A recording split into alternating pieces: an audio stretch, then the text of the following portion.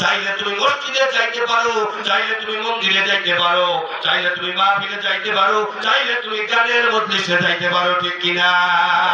আল্লাহ বলে 70 বছরের স্বাধীনতা দিলাম রে যুবক, এই 70 বছর পর্যন্ত তোমার হায়াতের দরওয়াজা থাকবে।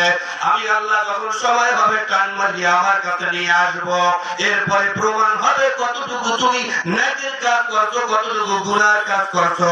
সম্মানিত হাজিরিন, সময় সংক্ষিপ্ত, এজন্য স্বাধীনতা পাইছি, একদিন দুনিয়াতে ছিলাম না, একদিন আবার এখন আসি, আবার একদিন থাকবো না।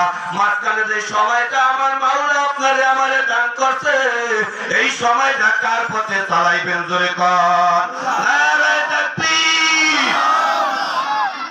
এই জন্য হযরতে লোকমান হাকিম আলাইহিস সালাম তার সন্তানের ডেকে ডেকে বলেন, ও সন্তান, এমন এমন